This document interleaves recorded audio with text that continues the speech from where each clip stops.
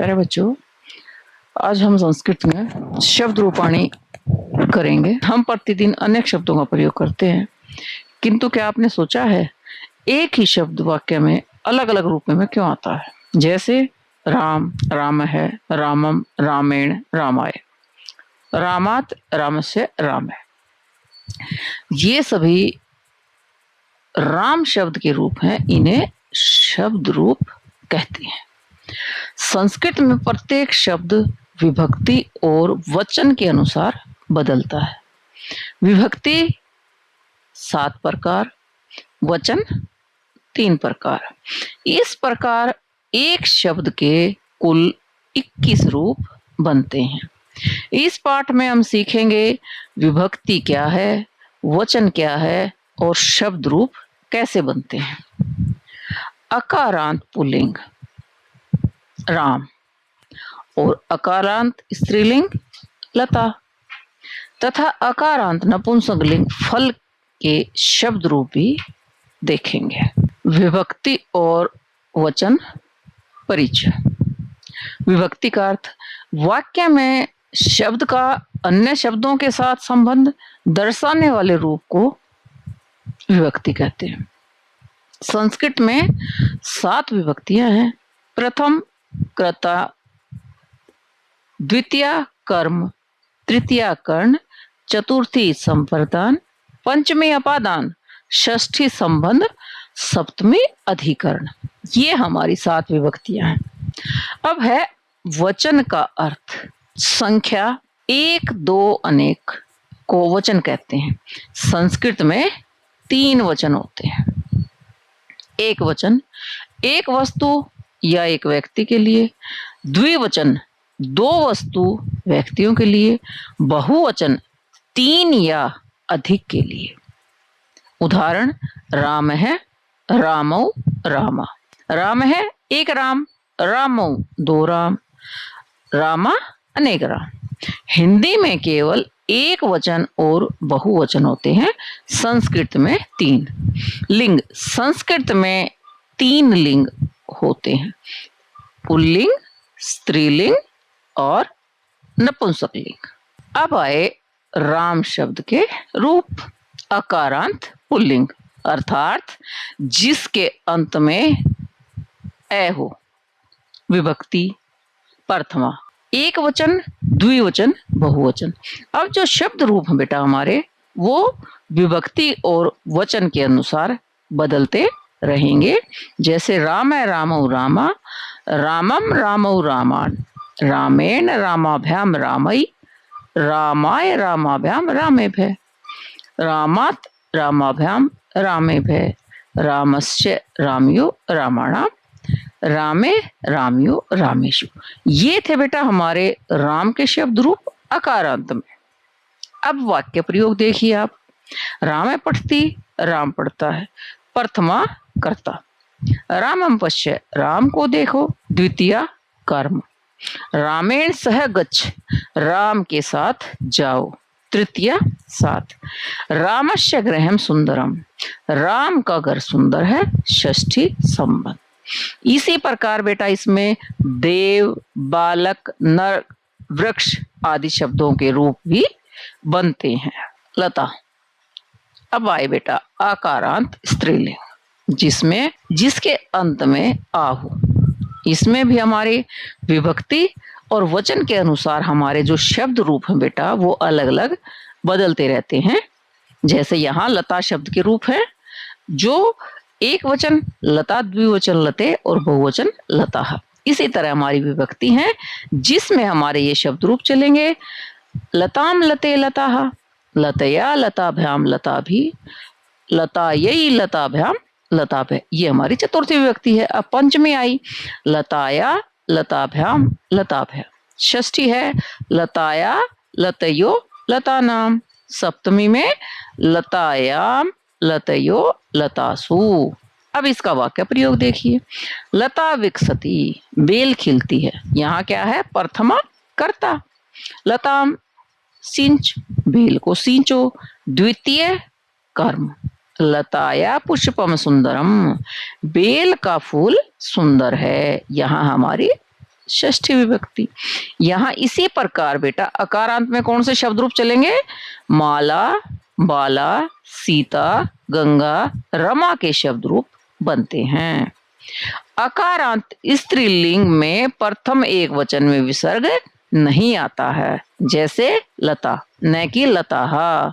लताहा हमारा बहुवचन में आता है। तो ये बेटा चीज एक याद रखने योग्य है, जिसका कि हमें ध्यान रखना चाहिए। अब आए हमारे फल शब्द के रूप अकारांत नपुंसकलिंग। होता है न पुल्लिंग न स्त्रीलिंग। यहाँ पर भी हमारी विभक्ति और वचन है, जैसे प्रथमा फलम फले फलानी, द्वितीय तो हमारे नपुंसकलिंग में बेटा प्रथमा और द्वितीय विभक्ति सेम चलती हैं, जैसे फलम फले फलानी, फलम फले फलानी। तृतीया फलेन फलाभ्याम फले, चतुर्थी फलाय फलाभ्याम फलेभ्य, पंचमी फलात फलाभ्याम फलेभ्य, षष्ठी फलस्य फलियो फलाना, सप्तमी फले फलियो फलेषु। वाक्य प्रयोग आया अब हमारा। फलम मधुरम अस्ति, फल मीठा है, ये हमारी प्रथमा विभक्ति। बालकः फलम खादति, बालक फल खाता है, ये द्वितीय विभक्ति। वृक्षे फलानि सन्ति, वृक्ष पर फल हैं, ये हमारी सप्तमी विभक्ति। अब विशेष क्या है? नपुंसक में प्रथमा और द्वितीय के रूप सदा समान होते हैं और तृतीय से सप्तमी तक के रूप पुल्लिंग राम के समान होते हैं। इसी तरह इसमें और शब्द रूप कौन से चलेंगे? पुस्तकम के जलम, वनम, कमलम। अब आए हरि शब्द के रूप, जिसके अंत में ई हो, प्रथमा विभक्ति। हरि ही हरि हरय, हरिम हरि हरीन, हरिणा हरिभ्याम हरिभी, हरय हरिभ्याम हरिभय, हरय हरिभ्याम हरिभय। षष्ठी में है हरये हरियो हरिणाम, हरो हरियो हरिषु। अब इसका वाक्य प्रयोग। हरि सर्वत्र अस्ति, अर्थात हरि सब जगह है, यह है प्रथमा। हरिम नमस्कारों, हरि को नमस्कार करता हूँ, ये है हमारी द्वितीय विभक्ति। हरे भक्त अहम, मैं हरि का भक्त हूँ, ये हमारी षष्ठी विभक्ति। इसी प्रकार के शब्द कवि, मुनि, रवि, अग्नि, गिरि, नरपति इकारांत शब्दों के रूप हरि के समान ही बनते हैं। हरि विष्णु, इस परिचित नाम के रूप स्मरण करें। अब है नदी शब्द के रूप। ईकारांत स्त्रीलिंग, जिसके अंत में ई हो, क्योंकि हरि में क्या था? हरि यानी कि ई, ये है ई। यहाँ पर भी हमारे विभक्ति और वचन है। प्रथमा नदी, नद्यो, नदः, नदीम, नद्यो, नदीः, नद्या नदीभ्याम नदीभिः, नदै नदीभ्याम नदीभ्यः, नद्या नदीभ्याम नदीभ्यः, नद्या नद्यो नदीनां, नद्याम नद्यो नदीषु। वाक्य प्रयोग। नदी बहती है, प्रथमा। नदीम पश्य, नदी को देखो, द्वितीय। नद्या जलम शीतलम, नदी का जल ठंडा है, षष्ठी। नद्याम मत्स्या सन्ति, नदी में मछलियां हैं। इसी प्रकार के शब्द देवी, पत्नी, कुमारी, महिला, भगिनी। ईकारांत स्त्रीलिंग के शब्दों के रूप नदी के आधार पर बनते हैं। शब्द रूप तुलनात्मक दृष्टि एवं स्मरण युक्तियां। लिंग के आधार पर प्रमुख प्रत्यय। पुल्लिंग अकारांत प्रथमा में, राम है, देव है, बालक है, नर है। स्त्रीलिंग आकारांत प्रथमा में विसर्ग नहीं, लता, माला, सीता, रमा। नपुंसकलिंग अकारांत प्रथमा में माँ, फलम, जलम, वनम, कमलम। पुल्लिंग इकारांत प्रथमा में हरि ही, कवि ही, मुनि ही, रवि। स्त्री इकारांत प्रथमा में विसर्ग नहीं, नदी, देवी, नारी, पत्नी। नियम क्या है? तृतीया से पंचमी तक पुल्लिंग और नपुंसकलिंग के रूप प्राय समान है। नियम 2, द्विवचन और प्रथमा और द्वितीया के रूप नपुंसक में सदा समान। बहुवचन में पुल्लिंग सदा विसर्ग वाला होता है। स्मरण युक्ति रामः रामौ रामा, यह 3 वचनों का सरल स्मरण कर्म है। प्रत्येक विभक्ति की अपनी ध्वनि होती है, उसे बोलकर याद करें। रोज एक शब्द के सभी 21 रूप लिखने का अभ्यास करें। वाक्य बनाकर पढ़ने से शब्द शीघ्र स्मरण होते हैं। विभक्ति, अर्थ एवं वाक्य प्रयोग। प्रथमा कर्ता रामः गच्छति, राम जाता है। द्वितीया कर्म स राम पश्यति, वह राम को देखता है। तृतीया कर्ण रामेण सह सीता अगच्छत, राम के साथ सीता गई। चतुर्थी संप्रदान रामाय भोजनम दीयते, राम के लिए भोजन दिया जाता है। पंचमी अपादान रामात वनम दूरम नास्ति, राम से वन दूर नहीं। षष्ठी संबंध रामस्य पुत्र कुशः, राम का पुत्र कुश है। सप्तमी अधिकरण राम में भक्ति करनी है, राम में भक्ति करनी चाहिए। संबोधन ये आह्वान है किसी को बुलाना, जैसे हे राम तुम धन्य सी, हे राम तुम धन्य हो।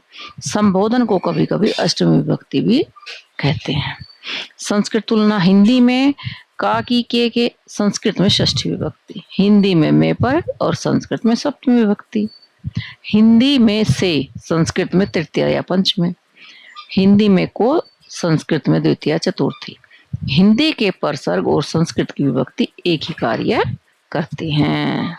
शब्द रूप, सारांश, स्मरण बिंदु एवं अभ्यास। मुख्य स्मरण बिंदु प्रत्येक संस्कृत शब्द के साथ विभक्ति 3 वचन 21 रूप बनते हैं। नंबर 2 शब्द के अंत में स्वर ए आ ई आदि के अनुसार बदलते हैं। नंबर 3 लिंग पुल्लिंग, स्त्रीलिंग, नपुंसक लिंग के अनुसार भी रूप भिन्न होते हैं। नपुंसक लिंग में प्रथमा और द्वितीया के रूप सदा एक जैसे होते हैं। प्रमुख शब्द रूप राम पुल्लिंग देव, बालकः नरः, वृक्षः ईश्वरः, लता आ माला, सीता गंगा, रमा छाया, फल जल वन, पुस्तक कमल मित्र, हरि कवि मुनि रवि अग्नि गिरि, नदी ई देवी पत्नी भगिनी नारी कुमारी। अभ्यास प्रश्न देवस्य किस शब्द की कौन सी विभक्ति का कौन सा वचन है? नंबर 2 नद्या नद्या रूप किस विभक्ति और वचन का है? वाक्य में प्रयोग करो। फलानी में कौन सा वचन है और कितनी विभक्तियों में आता है? मुनि भी का अर्थ बताओ और इसकी विभक्ति पहचानो।